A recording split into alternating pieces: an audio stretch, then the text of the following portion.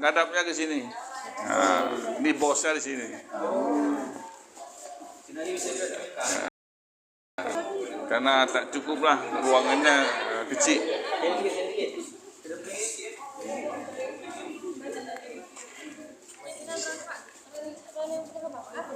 Berapa? Tuh, berapa? Cik Pak, cik bahasa Indonesia Pak yang. Bahasa Melayu. Ya baik. Udah pegawai lah je si itu don. Leng yang jelasin terkait dengan Turki. Ya. Oke, sudah berkumpul semua? Sudah. Baik. Sudahkah semua? Boleh merapat kemari? Yang di sana panitia kah? Boleh merapat kemari biar mudah terdengar semua suaranya. Oke, baik. Assalamualaikum warahmatullahi wabarakatuh. Waalaikumsalam warahmatullahi Hari ini wabarakatuh. kita berada di ARC, Archery Research Center, ya spesiali untuk pokok nilam. Ya, jadi hari ini kita sebenarnya tidak kita presentkan di dalam bilik, tapi tak muat lah kalau seramai gini. Jadi kita langsung di lapangan dan kita pergi tinjau lah proses nilam tersebut. Nah, itu nilamnya. Nah, contohnya nilam ya. Jadi proses ini kita menghasilkan minyak nilam. Minyak nilam nanti diproses menjadi parfum, sabun. Ya, jadi parfum yang dibeli dari Paris, nilamnya dari Aceh. Ya, jadi kita ekspor ke sana digunakan untuk parfum. Lebih jauh Ibu Nanda akan menjelaskan. Ya, kalau tidak cukup jelas, boleh bawa dia ke USM. Supaya lebih jelas. Silakan Anda. Siap, baik. Terima kasih Pak untuk kesempatannya. Adik-adik sekalian, bisa ini ya bahasa Indonesia ya? Bisa. Bisa. Oke, baik. Sekalian, yang dilihat di depan ini adalah tanaman nilam. Nah, biasa dikenal kalau pernah dengar dengan patchouli essential oil. Nah, inilah patchouli plantnya. Iya, benar. Nah, kalau misalnya skala internasional biasa dikenalnya patchouli oil. Ya, jenisnya. Jadi memang tanaman atsiri atau essential oil bersifat volatil, mudah makanya kategorinya itu ke dalam tanaman atsiri atau essential oil. Ini tanaman nilamnya, dia tumbuh tidak tinggi, hanya sebatas segini, ini berapa meter? 1 meter atau 1,2 meter dia tumbuhnya. Nah, dia biasa yang dipanen itu yang diambil bagian batangnya saja. Nah, akarnya tidak diambil, kenapa? Nanti mempengaruhi terhadap spek. Nah, jadi nanti bisa terjadi kontaminasi dari akar yang bekas-bekas tanah. Kalau misalnya kita include istilahnya masukin akarnya. Nah, oke, baik. Nah, ini tanaman nilam tadi, masa tanamnya itu biasa kurang lebih 6-8 bulan. Yang pertama dia kan ini jurusannya ekonomi semua. Oh, campur-campur. Oke. Ada yang biologi kan? Nah, ada yang biologi. Nah, jadi perbanyakan tanaman kan ada vegetatif, ada generatif. Nah, ini perbanyakan vegetatifnya biasa yang banyak. Yang diambil adalah spek pucuk. Pucuk tanaman diambil kurang lebih 3-4 ruas. Ruas tahu? Ini jarak antara buku daun ke daun selanjutnya, ini satu ruas. Nah, diambillah 1, 2, 3, 4 seperti ini. Kemudian, nah, bagian yang keluar daunnya, ketek daun. Ketek apa ya? Lebih ke ketiak daun. Nah, ketiak daun. Nah, dia bagian ini bakalan tumbuh calon daun baru. Sudah? Ini untuk daun yang tumbuh akan ke atas. Nah, kalau yang di bawah daun, pangkalnya ini akan keluar calon akar. Nah, jadi yang di bawahnya keluar akar, yang di atasnya akan menjadi daun yang baru. Nah, baik. Nah, ketika kita melakukan penyetekan kurang lebih seperti ini. Nah, dibuang bagian daunnya. Ini dibuang. Sudah. Tinggal mau ditanam langsung ke lahan bisa, tapi dengan syarat dia harus disungkup, ditutup. Karena dia seperti bayi, sensitif. Nah, atau bisa juga dia ditanam, diperbanyak di polybag dulu. Polybag sama juga apa? Nah, di polybag biasa seperti tanam bunga pada umumnya, ditanam dan ini ditunggu, ininya rontok nanti setelah kurang lebih 2-3 minggu dia akan tumbuh calon daun baru. Nah, dan harus disiram. Oke, ini sudah tumbuh baru dipindah tanamkan ke area lahan yang luas, mau berapa hektar sesuai dengan kapasitas yang akan mau ditanamkan tanaman nilamnya. Nah, ini tadi kan sudah disetek, kemudian sudah tumbuh dia kurang lebih 6-8 bulan. Dia dipelihara, dilihat intens dengan menggunakan praktik GAP, ada tahu? Good Agriculture Practice. Nah, jadi harus dirawat dengan sepenuh hati supaya hasilnya memuaskan. Nah, kemudian setelah 8 bulan diambillah bagian, ini kan udah tumbuh nih, primer, batang primer. Kemudian dia keluar cabang sekundernya, kemudian dia keluar tersiernya sampai anak cucunya semua. Nah, yang ditinggalkan itu ketika panen 8 bulan, dia dipangkas bagian yang tersiernya dipangkas, yang sekundernya dipangkas, nah disisakan yang bagian primernya. Kenapa? Karena nanti setelah 4 bulan kemudian dia akan bercabang kembali. Jadi bisa digunakan untuk panen yang kedua. Jadi lebih efisien terhadap pemanfaatan di persiapan lahan. Jadi land clearingnya udah dipakai di modal di awal. Jadi ketika pemanenan yang kedua tidak menggunakan modal untuk persiapan lahan lagi. Nah, kan? Jadi kita lebih hemat ya. Hemat energi, hemat kos, lebih efisien di waktunya juga. Oke, sudah 8 bulan, sudah dipanen. Selanjutnya, dia adalah tahap pengeringan. Ya, siap dipangkas yang tadi. Nah, dikeringkan itu ada yang petani di lahan itu menanam secara langsung. Misalnya ini, satu kalau tanaman padi dia kayak 1/2 kayak gitu dia. Nah, digantung, ada yang model gantung, ada yang dipotong-potong. Nah, supaya apa? Supaya nanti lebih mudah akses ketika proses penyulingan itu lebih permeabel. Jadi akses rongga-rongga panas yang masuk ke dalam ini lebih mudah dia memecahkan rumah-rumah minyak yang ada di tanaman. Oke, selanjutnya sudah di sini kan pertama lahan, selanjutnya ke pengeringan, dan selanjutnya adalah ke unit destilasi. Mari kita ke next course. Langsung ke sana. Nah, tolong pandu cantikan.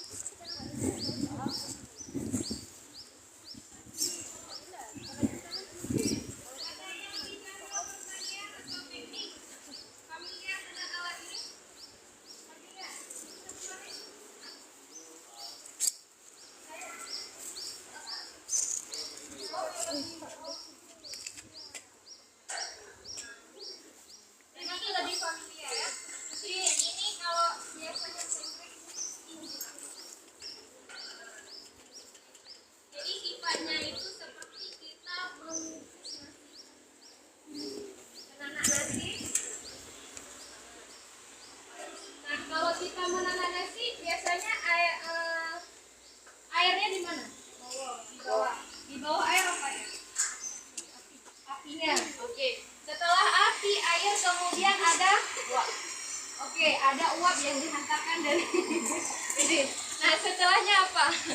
tahu? Hah? Kita mengukus. Ketika kita mengukus, yang di bawah api selanjutnya adalah air, kemudian di atas air adalah beras. Ada lapisan ini kan? Apa yang namanya? Kayak seperti keranjang basket. Nah, ada berongga. Ya kan? Ada rongga-rongganya seperti basket. Nah, kemudian selanjutnya baru ditutup. Nah, jadi ini sama prinsip kerjanya seperti kita menanak nasi, uap panas yang dihantarkan, kontak langsung ke beras atau nasi tadi, kemudian ada hasil uap ditutup gandang nasi tadi. Ini seperti itu juga. Nah, bisa kita lihat di bawah itu kita sebut dengan satu unit ini boiler. Nah, hantaran panas yang dihantarkan dari tungku dipanaskan di boiler, di dalamnya ada air. Sudah ada air ketika mencapai kemudian dilepaskan uap panas tersebut. Nah, kontak langsung dengan tanaman nilam tadi yang udah dikering anginkan ya. Dia dikering anginkan kurang lebih 2 sampai 3 hari. Jadi yang ini tadi udah dipotong misalnya. Nah, ini ada sampelnya kan? Ini sudah dipotong dan dia sudah dikering anginkan kurang lebih 2 sampai 3 hari. Selanjutnya dimasukkan ke dalam bilik kepelnya, destilasinya. Nah, ini nanti dipres kepadatan, kalau ini kapasitasnya 60 kg. Nah, ini nilam udah dikering anginkan, dimasukkan ke dalam kurang lebih 60 kg. Nah, kemudian yang uap tadi di sini tuh panas, hantaran panas kontak dengan unit si ternak tadi, nilam tadi. Kemudian nah, yang bantal guling ini namanya itu kondensor, uap dingin yang dihantarkan. Jadi di sini sirkulasi air masuk, air keluar. Misalnya dia yang dinginnya masuk, yang keluar itu dalam kapasitas panas karena ada kontak sama uap panas tadi. Nah, setelah dia terbentuk air tadi, uap panas, kemudian baru selanjutnya dia keluar yang fraksi minyak. Seperti itu destilasi. Nah, dipisahkan fraksi minyak dan air menggunakan separator. Jadi minyak di atas atau air di atas? Kenapa? Karena pengaruh dari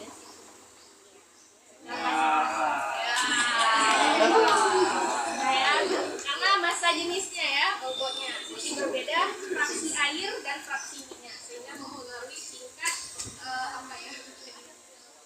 posisi dia ya. Oke, baik. Nah, untuk ini dihasilkan. Nah, setiap tanaman essential oil dia ada yang di atau disuling, kemudian dia ada yang ada yang pakai gas, ada yang pakai air aja. Tapi kalau dengan ini rendemen yang paling banyak ada kalau yang paling banyak dihasilkan dari teknik steam distillation.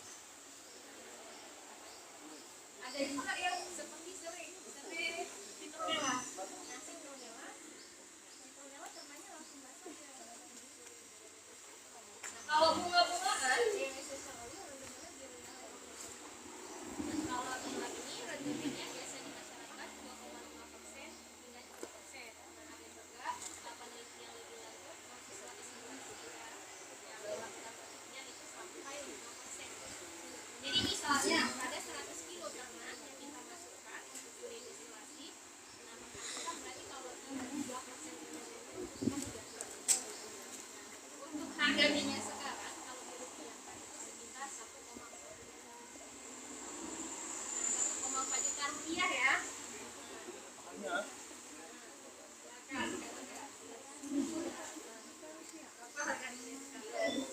Tapi kalau untuk petani aja 500.000 dijual per kilo itu sudah mensejahterakan petani.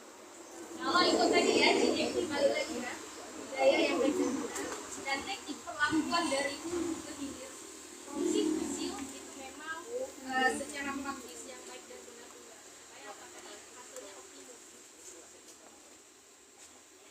Kalau di sini kalau kan ada yang dari tempat tadi kopi minyak nilam. Oh iya, kopi minyak nilam. Kalau di Saugagar ya di sana. Kopi juga. Oke siap. Oke.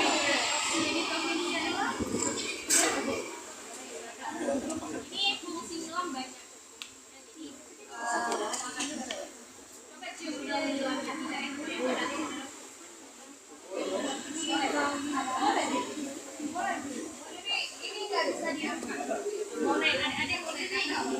Pelan-pelan ya, ini jatuh.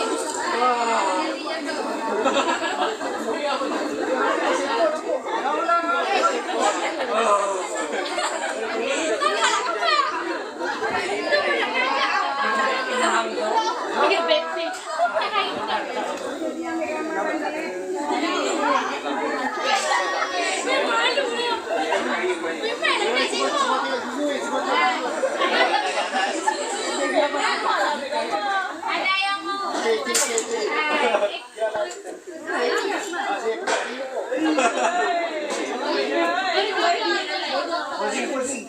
Tak payah, tak payah. Kita ke laboratorium untuk akses ini. Next. Oke, kita pergi ke tempat yang masukkan produk. Nah, ini Monggo, monggo. Oke, jom. next ke unit destilasi molekuler.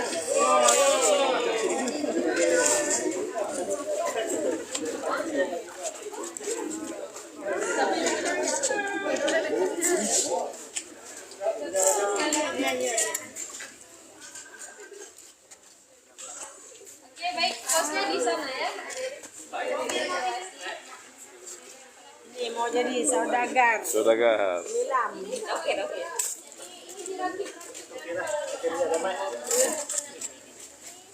Cara prinsip kerjanya sama sedikit model.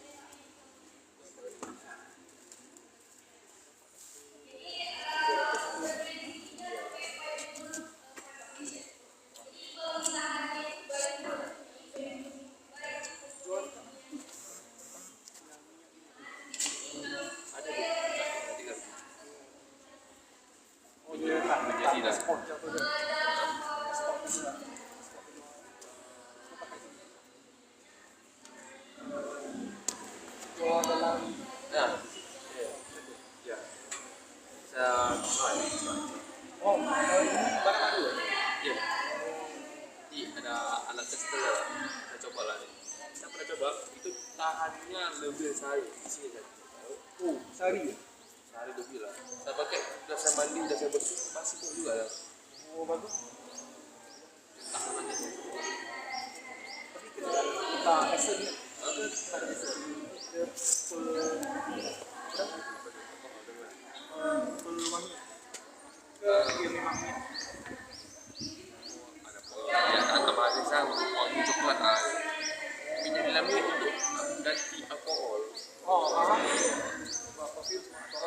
Tapi dia tak ada alkohol. Adanya itu minyak nilam mengandung unsur. Sebagai alat.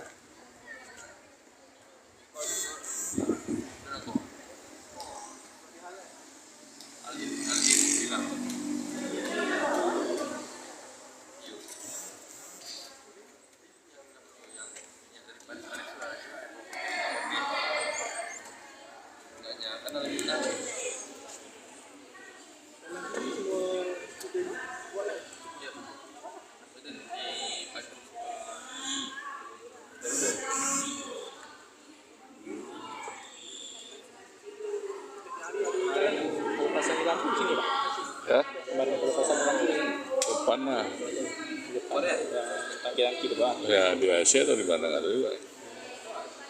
Depan juga agak ada ini kan. Depan. Mungkin di depan rektorat ya. Kemarin tengok di apa dokumentasinya kayak mana lagi nih model dalam-dalam.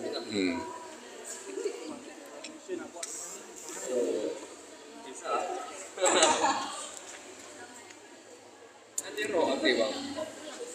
Lalu ada cuma kalau produksinya kurang banyak. Ya ini memang selalu terbuka. Ini kalau memang kebenaran yang kerja juga ada.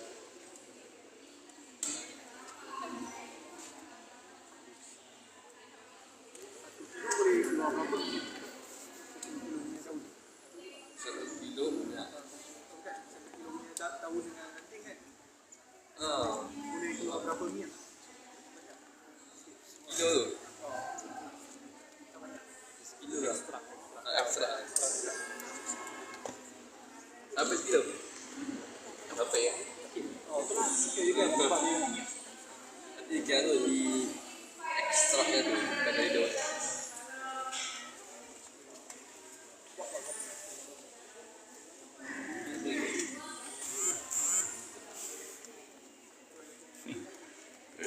Dewi.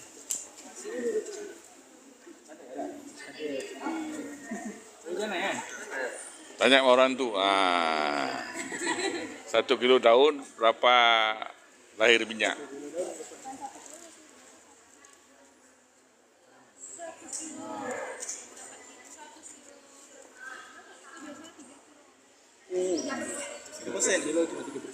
Oh, kena tanam banyak. Kos tanam mahal.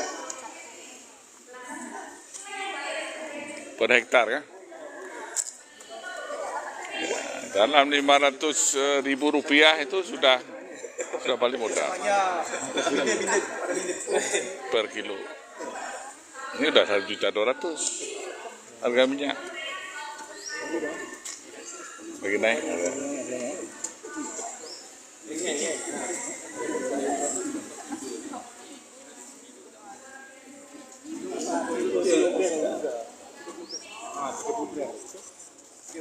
Sudah habis.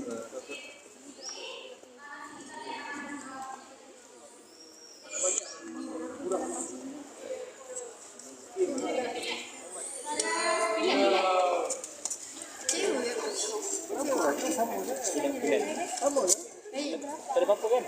Dari Papua kan? Dari mana kan? Ini how much sih? Ini berapa? Tapi dari bahasa. Paman. Bahasa ini berapa? Padu. Nyo padu. Nyo padu. Nyo padu ini dari mana?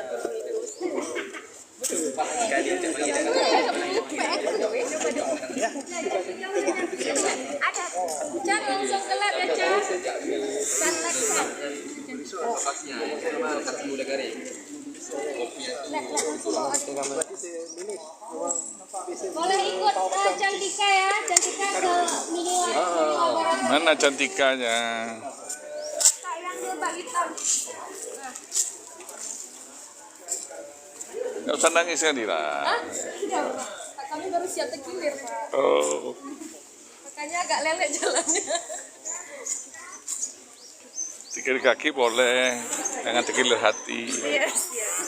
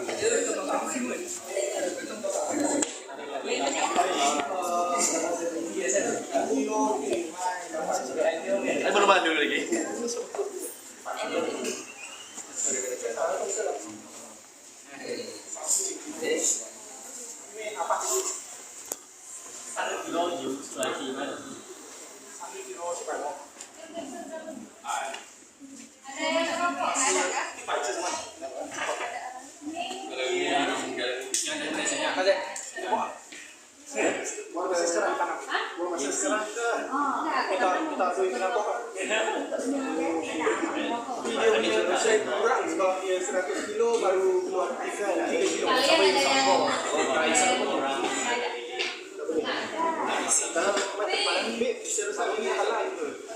kalau ke ruang produksi ya kontak. Karena biasa kan ninggalin nasi bawa kotak. Dapat Ada bapak macam. saya ke Bandung ni lagi. Oh ya. Sekejap lagi saya akan inform kepada supaya bisa rokok tapi jangan masuk. Nah, ngintip aja boleh. Kita buat kasih tengok display je. nanti. Lagi saya buat live kat dalam tu, dalam live lah. Main kali lagi. Ada hubungan apa ya?